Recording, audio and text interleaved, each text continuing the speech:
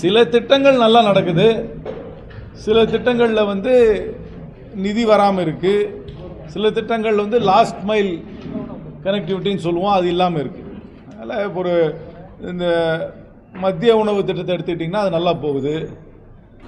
கல்வி கடன் எடுத்துக்கிட்டிங்கன்னா அது ஓரளவுக்கு கணிசமாக கொடுக்குறாங்க. அதுக்கப்புறம் நீங்கள் பார்த்தீங்கன்னா ஜல்ஜீவனை பார்த்தீங்கன்னா அதுக்கு வர வேண்டிய பணம் இன்னும் மத்திய அரசாங்கத்துலேருந்து வரலை. பல திட்டங்கள் வந்து அதோடைய ஒரு இந்த சாயில் டெஸ்ட் பண்ணுறோம். அந்த சாயில் டெஸ்ட் பண்ணுறதுல என்ன பயனுன்றது யாருக்கும் தெரியல. சாயில் டெஸ்ட் பண்ணுறோம், ஆனால் அந்த ரிப்போர்ட்டை வந்து விவசாயிகிட்ட கொடுக்குறதில்ல. அந்த விவசாயிகள் வந்து அதை பயன்படுத்தி இன்னும் நவீனமான ஒரு விஞ்ஞானபூர்வமான விவசாயம் பண்ணுறதாக தெரியல. அதனால் ஒரு மிக்ஸ்டு பேக் தான். தெருநாய்க்கடி குறையவே இல்லை. சுப்ரீம் கோர்ட் என்ன சொன்னாலும் அதே அளவுக்கு மாதம் 1000 பேருக்கு மேலே புதுக்கோட்டை மாவட்டத்தில் தெருநாய்க்கடி படுறாங்க. ஆனால் இங்கே தமிழ்நாட்டில் ரேபிஸ் வேக்சின் இருக்கிறதுனால ரேபிஸ் வராமல் போகுது. ஆனால் 1000 பேருக்கு நாய் கடிப்படுது.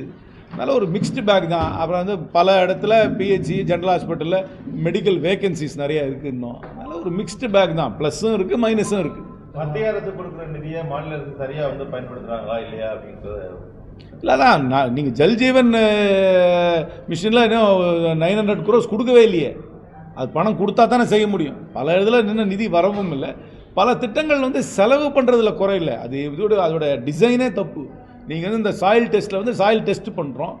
சாயில் டெஸ்ட் பண்ணுறதுக்காக அவங்களுக்கு வந்து இந்த சாயில் டெஸ்ட் ரிசல்ட்டை கொடுக்குறோம். அந்த ரிசல்ட்டை வந்து அவங்ககிட்ட பகிர்கிறது கிடையாது. அது அப்படியே பகிர்ந்துட்டாலும் அதனால் என்ன பண்ணணுன்றது யாருக்கும் சொல்கிறது இல்லை. அதனால் சிலதுக்கெல்லாம் ரிசல்ட்டே இல்லை. ஏன்னா அது டிசைன் ஃப்ளாவே இருக்குது நிறையா. இதில் இந்த மாதிரி ஸ்மால் சப்சிடி கொடுக்குறோம். 5000 ரூபா 10000 ரூபா சப்சிடி கொடுக்குறோம் விவசாயிகளுக்கு.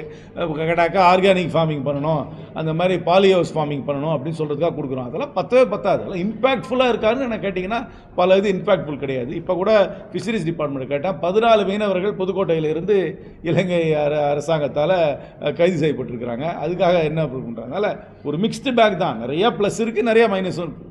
இப்போ தமிழக வெற்றி கழகம் விஜய் வந்து இந்த 26 தேர்தலில் ஒரு தாக்கத்தை ஏற்படுத்துவாங்க அப்படின்னு சொல்லி அது ஓட்டாக மாறுமா அப்படிங்கிறது தெரியல. நீங்கள் ஏற்கனவே பதிவு பண்ணிட்டீங்க. இப்போ செங்கோட்டையன் போயிருக்கிறதுனால அந்த பேக்கப் அந்த இது தாக்கம் வந்து அதிகரிக்குமா? இல்லை, அதனால் ஒரு மாஸ் சேஞ்செல்லாம் ஒன்றும் வராது.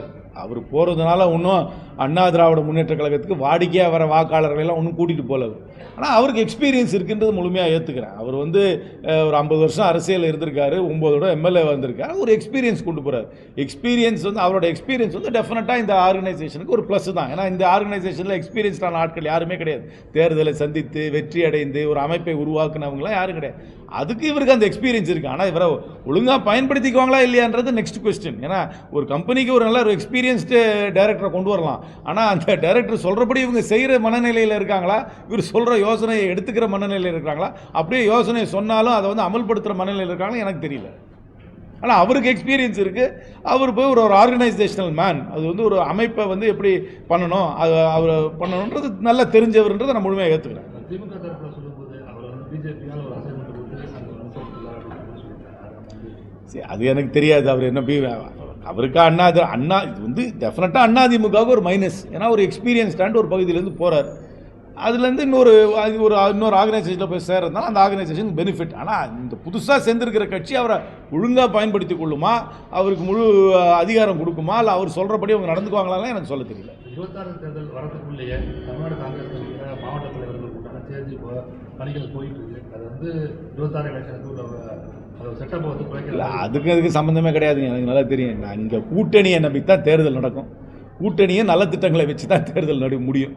அதுக்கப்புறம் மக்கள் யாரை வந்து முதலமைச்சராக விரும்புகிறாங்கன்னு பார்த்து தான் முடியும். எங்கள் கட்சியில் யாரை மாவட்ட தலைவராக போடுறோமோ, யாரை வட்டார தலைவராக போடுறோமோ தேர்தலையெல்லாம் எந்த விதத்துலையும் அது ஒன்றும் பாதிக்காது. இந்த தமிழகத்தில் கொலை கொள்ளை பாலியல் அதிகமாக நாள் போயிட்டே இருக்குது. இந்த கூட்டணி என்ற கட்சிகள்லாம் எதிர்கட்சியாக இருக்கும்போது போராடுற அளவுக்கு இப்போ வந்து வாய மூடிட்டு இருக்காங்க. இதுக்கு வந்து இல்லை, நான் அதுக்கு ஸ்பெசிஃபிக்காக சொல்லிட்டேன். இதுக்கு சொல்யூஷன் வந்து போலீஸ் வந்து ஷோ ஆஃப் ஃபோர்ஸ் காமிக்கணும். அப்படின்னா என்ன பண்ணணும்னா, ராத்திரி வந்து பெட்ரோலிங்கம் ஜாஸ்திப்படுத்தணும், எல்லா வண்டியும் நிறுத்தி ஐடி கேட்கணும், ஐடியில் சந்தேகமாக யாராக இருந்தால் அவங்கள வந்து ஸ்டேஷனில் கொண்டு போய் விசாரிக்கணும், ரவுடி லிஸ்ட்டை எடுக்கணும், தமிழ்நாட்டில் இருக்க ரவுடிங்களை எல்லாரையுமே ரவுடி லிஸ்ட்டு ஹிஸ்ட்ரி ஷீட்டர் லிஸ்ட்டை எடுத்து வாரத்துக்கு 3 தடவை அவங்களெல்லாம் வந்து போலீஸ் ஸ்டேஷனில் கையெழுத்து போட வைக்கணும்.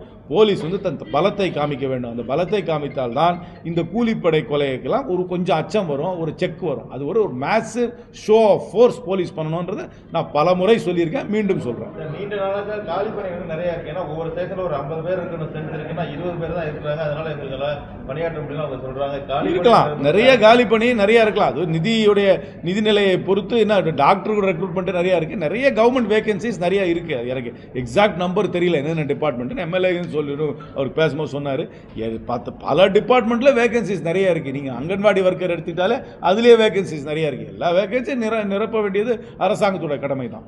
எஸ்ஐஆர் ஒர்க்கில் வந்து நம்ம வந்து 75% முடிச்சுட்டு வந்து எலெக்ஷன் எலெக்ஷன் வந்து 2026 ஏப்ரல் மேலே நடக்க போகுதுன்றது எலெக்ஷன் கமிஷனுக்கு நல்லாவே தெரியும். இந்த ப்ராசஸை அவங்க ஜனவரி 2025 ஆரம்பிச்சிருக்கலாம். இவங்க வந்து நவம்பர் டிசம்பர் 2025 ஆரம்பித்து 30 நாளைக்குள்ள முடியும்னு சொல்லி அவசரப்படுத்துறது தேவை கிடையாது.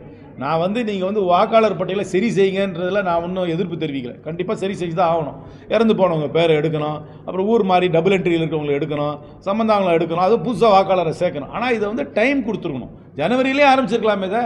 ஜனவரியிலே ஆரம்பித்து இங்கே கவர்மெண்ட் சர்வெண்ட்டுக்கு ஏற்கனவே டபுள் பலு, அவங்க நார்மல் ஒர்க்கையும் செய்கிறாங்க, அதுக்கு மேலேயும் செய்கிறாங்க. இந்த 30 டேஸ்க்குள்ளே பண்ணுங்கன்னு எதுக்கு இந்த ப்ரெஷர் பண்ணணும்? இது ஒரு 1 இயர் ஓப்பன் ப்ராசஸாக பண்ணி ஒரு வெளிப்படைத்தன்மையோடு பண்ணியிருந்தால் இன்னும் சரியாக நல்லா போயிருக்குமே. எலெக்ஷன் வந்து இன்னும் 6 மாதம் இருக்கு, எதுக்கு இந்த 30 நாளுக்குள்ளே முடிக்கணும்னு சொல்கிறாங்க? எனக்கு தெரிஞ்ச வரைக்கும் எக்ஸ்டென்ஷன் கொடுக்கணும். இப்போவே நேற்று கூட நான் சிவகங்கையில் ரிவ்யூ பண்ணும்போது இன்னும் வந்து ஒரு 2 லட்சம் ஃபார்ம் இன்னும் திருப்பி வரலன்னு சொல்கிறாங்க. அதனால் கால அவகாசம் கொடுக்கணும்.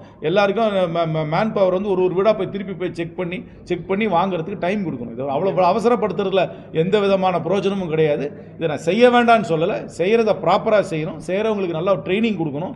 ட்ரைனிங் கொடுத்து மக்களுடைய சந்தேகங்கள் எதுவாக இருந்தாலும் அவங்க அந்த ஸ்பாட்லேயே அந்த சந்தேகத்தை தீர்க்கிற அளவுக்கு அவங்களுக்கு ட்ரைனிங் கொடுத்து அவங்களை அனுப்பிடணும். நீங்கள் சொன்ன மாதிரி இன்னும் 6 மாதம் இருக்குது. ஆனால் இப்போ இந்த குறிப்பிட்ட ஒரு சில நாட்களே 65% வந்துட்டாங்க. இன்னும் கொஞ்சம் வர்றதுக்கு எவ்வளோ நாள் ஆகும்? அதுக்கு ஏன் வேண்டாம் அப்படின்றது இல்லை, இன்னும் எக்ஸ்டென்ஷன் கொடுத்து ஆகணும். யார் எலிஜிபிள் ஓட்டரை யாரையும் எக்ஸ்க்ளூட் பண்ணக்கூடாது, இன்எலிஜிபிள் ஓட்டர் யாரையுமே இன்க்ளூட் பண்ணக்கூடாது. அதுதான் கிரைட்டீரியா. வெளியூர்லேருந்து வந்து இந்த ஊருக்கு சம்மந்தம் இல்லாதவர்கள் கண்டிப்பாக வாக்காளர் பட்டியலில் சேர்க்கக்கூடாது. அதே மாதிரி தகுதியானவர்கள் ஒரு வாக்காளரை கூட விட்டு வைக்கக்கூடாது, அவங்க எல்லாம் சேர்க்கணும்.